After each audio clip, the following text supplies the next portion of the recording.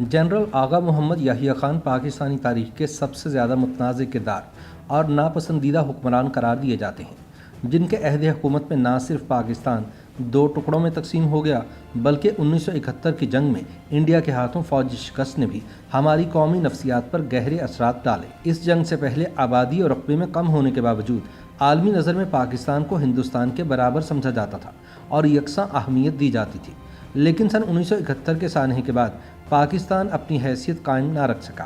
بہت سے غلط فیصلوں، سیاسی بصیرت کے فقدان اور یحییٰ خان کی عیاشانہ زندگی کو پاکستان کے ٹوٹنے کا سبب سمجھا جاتا ہے۔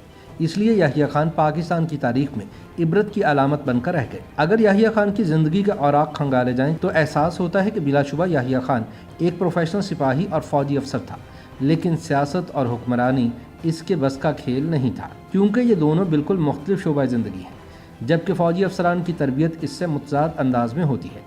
یحییٰ خان کی زندگی اس تضاد کا افسوسناک نمونہ رہی، جس کا خمیازہ پاکستان کو بھگتنا پڑا۔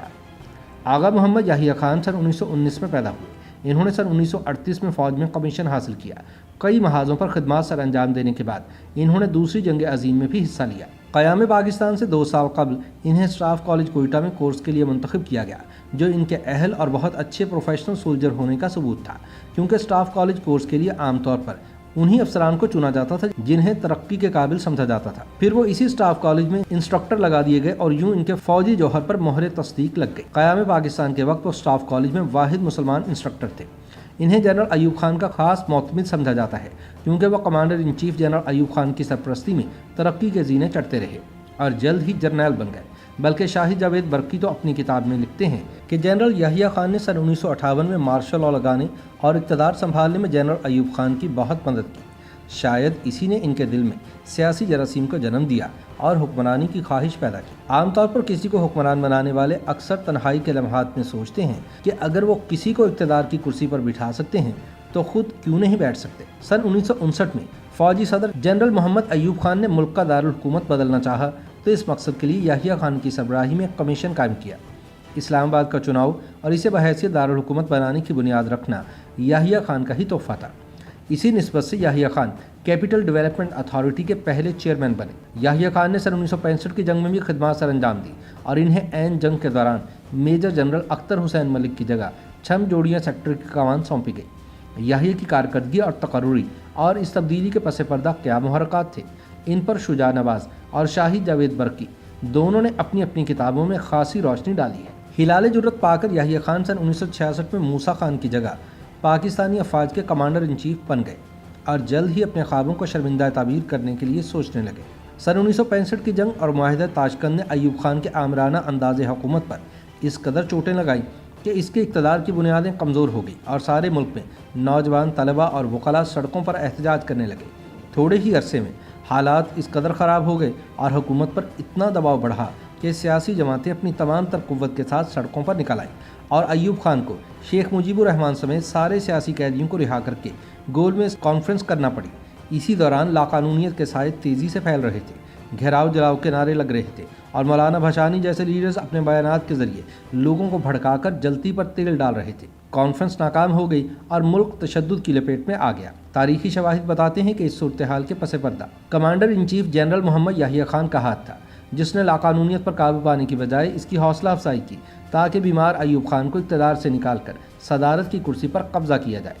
سازش کامیاب ہوئی، ایوب خان کے اعصاب جواب دے گئے اور اس نے یحییٰ خان کی مرضی کے مطابق اقتدار اس کے حوالے کر دیا۔ حالانکہ ایوب خان کے بنائے ہوئے دستور کے مطابق اقتدار اسپیکر قومی اسمبلی کو منتقل ہونا چاہیے تھا، لیکن یحییٰ خان نے ملکی صورتحال اس نہج پر پہنچا دی کہ ایوب خان کے پاس دستور کو منسوخ کرنے اور اقتدار فوج کے حوالے کرنے کے سوا اور کوئی چارہ کار ہی نہ رہا۔ 25 مارچ سن 1969 کو ایوب خان نے اقتدار یحییٰ خان کے حوالے کر دیا اور اگلے ہی دن یحییٰ خان نے قوم سے خطاب میں کہا کہ میں جلد از جلد انتخابات کروا کر اقتدار آئینی حکومت کے حوالے کر کے سپاہیانہ زندگی کی جانب لوٹ جاؤں گا۔ اقتدار سنبھالنے اور تقریر ریکارڈ کروانے کے بعد یحییٰ خان نے جس طرح جشن منایا اور میں نوشی کی محفل جمائی، اس کی تفصیل عینی شاہد الطاف گوہر کی کتاب میں ملتی ہے۔ اقتدار سنبھالنے کے بعد یحییٰ خان نے سیاستدانوں سے ملاقاتیں کرنا شروع کی اور نتیجے کے طور پر اس نے 20 مارچ سن 1970 کو لیگل فریم ورک آرڈر جاری کیا، جس میں مستقبل کے دستور کے بنیادی اصول طے کیے گئے تھے۔ LFO کے مطابق یحییٰ خان نے 1 یونٹ توڑ کر مغربی پاکستان کے 4 صوبے بحال کر دیے۔ 1 مین 1 ووٹ کا اصول نافذ کر کے مشرقی پاکستان کو قومی اسمبلی میں 162 سیٹیں جبکہ مغربی پاکستان کے 4 صوبوں کو 138 نشستیں دے دی۔ مورخین اور تجزیہ کار یہ لکھنے میں حق بجانب ہے کہ دراصل یحییٰ خان نے LFO کے ذریعے شیخ مجیب الرحمان کو خوش کرنے کی کوشش میں مشرقی پاکستان کی علیحدگی کی بنیاد رکھی۔ پہلی ہمالیہ غلطی ایوب خان نے کی جس نے قوم کا متفقہ طور پر منظور کردہ 1956 کا آئین منسوخ کیا تھا، جس کے بعد دونوں صوبوں کے لیے متفقہ دستور بنانے کے امکانات ختم ہو گئے۔ دوسری غلطی یحییٰ خان نے کر کے اپنی سیاسی بصیرت کے فقدان کا ثبوت دے دیا اور یہ ثابت کر دیا کہ وہ سیاسی پیچیدگیوں اور آئینی مسائل کا ادراک نہیں رکھتے، کیونکہ دونوں صوبوں کے درمیان برابری یا پیرٹی کا اصول طے شدہ تھا، جس کا پینڈورا باکس کھولنا ایک فاش غلطی تھی۔ آئین کیسا بنے گا اس کا فیصلہ الیکشنز کے بعد معرض وجود میں آنے والی قومی اسمبلی نے کرنا تھا، اس لیے بنیادی فیصلے بھی اسی اسمبلی پر چھوڑ دینے چاہیے تھے۔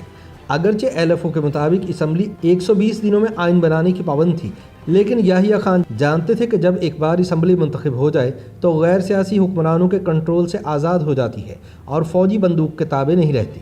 انتخابات کا اعلان ہوا تو یحییٰ خان کو ایجنسیوں نے بتایا کہ مخلوط حکومت بنے گی اور مجیب الرحمان اکثریت حاصل نہیں کر سکے گا۔ شیخ مجیب الرحمان انتخابی میدان میں 6 نقاط سے لیس ہو کر اترا اور بنگالیوں کے استحصال اور محرومیوں کو آگ لگا کر عوام کو جذبات کے سمندر میں بہا کر لے گیا۔ اس نے مغربی پاکستان کو کوئی اہمیت نہ دی اور ساری توجہ مشرقی پاکستان پر دے کر صوبائیت کا زہر پھیلا دیا۔ انتخابات سے قبل مشرقی پاکستان سیلابوں کی زد میں آ گیا، جو مجیب الرحمان کے لیے گولڈن چانس ثابت ہوا۔ 1970 کے انتخابات کے نتائج نے یحییٰ خان کے مخلوط حکومت کے اندازے غلط ثابت کر دیے اور ملک کے سیاسی افق پر خدشات و خطرات کے سیاہ بادل پھیلا دیے۔ 300 اراکین کی اسمبلی میں مجیب الرحمان نے 160 نشستیں حاصل کر کے ایک ایسا سیاسی چیلنج پیش کر دیا جس سے صرف منجھے ہوئے زیرک سیاستدان ہی نبرد آزما ہو سکتے تھے اور جو فوجیوں کے بس کا روگ نہیں تھا۔ اس کے ساتھ ہی شیخ مجیب الرحمان نے باغیانہ انداز اختیار کر لیا اور انتقالی اقتدار پر زور دینے لگا۔ یحییٰ خان چاہتا تھا کہ اسمبلی کے اجلاس سے قبل مغربی پاکستان کے اکثریتی نمائندے ذوالفقار علی بھٹو اور مجیب الرحمان کے درمیان مستقبل کے آئین اور سیاسی ڈھانچے پر سمجھوتا ہو جائے۔ بھٹو مجیب ملاقاتیں نتیجہ خیز ثابت نہ ہوئیں اور یحییٰ خان نے اسمبلی کا اجلاس ملتوی کر دیا۔ اس سے مشرقی پاکستان میں غم و غصے اور احتجاج کی آگ پھیل گئی اور مغربی پاکستانیوں اور فوجیوں پر حملے ہونے لگے۔ یحییٰ خان نے سیاسی فیصلے کو سیاست سے حل کرنے کی بجائے فوجی طریقہ استعمال کیا اور آرمی ایکشن کا حکم دے دیا۔ تاریخ کا فیصلہ ہے کہ دراصل مارچ سن 1971 کے آرمی ایکشن نے ہی پاکستان توڑ دیا تھا، باقی ساری رسمی کارروائی تھی۔ آرمی ایکشن کے نتیجے کے طور پر مجیب الرحمان گرفتار ہو گیا، عوامی لیگ کی قیادت ہندوستان جا کر پناہ گزین ہو گئی اور ان گنت لوگ مارے گئے اور ساتھ ہی کچھ فوجی چھاونیوں میں بھی بغاوت ہو گئی۔ یہ ہندوستان کے لیے ایک تاریخی اور سنہرا موقع تھا جس کا اسے ہمیشہ سے انتظار تھا۔ چنانچہ ہندوستانی حکومت کے زیر سایہ عوامی لیگ کے لیڈروں نے کلکتہ میں ضلع وطن بنگلہ دیشی حکومت قائم کر لی اور وہ آرمی ایکشن کے دوران قتل و غارت کو مبالغہ آمیز انداز سے عالمی سطح پر پیش کر کے دنیا کی ہمدردیاں جیتنے میں کامیاب ہو گئے۔ یحییٰ خان اس چیلنج کا جواب نہ دے سکا کیونکہ عالمی رائے عامہ فوجی اقدام کے خلاف اور منتخب لیڈروں کے حق میں تھی۔ اس دوران ہندوستانی فوج نے بنگالی نوجوانوں کو فوجی تربیت دے کر مکتی باہنی ترتیب دی اور پاک فوج کے خلاف گوریلا کارروائیوں کا آغاز کر دیا۔ چین اور دوسرے دوست ممالک کے سیاسی حل کے مشورے یحییٰ خان کی رہنمائی نہ کر سکے، حتیٰ کہ نومبر سن 1971 میں ہندوستانی فوج نے مکتی باہنی کی آڑ میں مشرقی پاکستان پر حملہ کر دیا اور 16 دسمبر سن 1971 کو پاکستانی افواج نے ہتھیار ڈال دیے۔ 20 دسمبر کو فوجی افسروں کے احتجاج نے یحییٰ خان کو انتقالی اقتدار پر مجبور کر دیا۔ 1972 میں یحییٰ خان کو نظر بند کر دیا گیا اور اسی نظر بندی میں 9 اگست سن 1980 کو یوم آزادی سے 4 دن قبل یحییٰ خان کا انتقال ہوا۔ ظلم عظیم یہ ہوا کہ یحییٰ خان کو اسی پاکستانی پرچم میں لپیٹ کر مکمل فوجی اعزاز کے ساتھ دفنایا گیا جس کے اس نے 2 ٹکڑے کر دیے تھے۔ YouTube پر گوگلی نیوز دیکھنے کے لیے youtube.com کی سرچ بار میں گوگلی نیوز TV ٹائپ کریں۔ گوگلی نیوز کے پیج پر سرخ رنگ کے سبسکرپشن والے بٹن پر کلک کرنا نہ بھولیے۔ YouTube پیج پر اپلوڈ ہونے والی ویڈیوز سے باخبر رہنے کے لیے بیل آئیکن پر کلک کیجیے۔ آپ کو ہر نئی ویڈیو کے بارے میں نوٹیفیکیشن موصول ہو جائے گا۔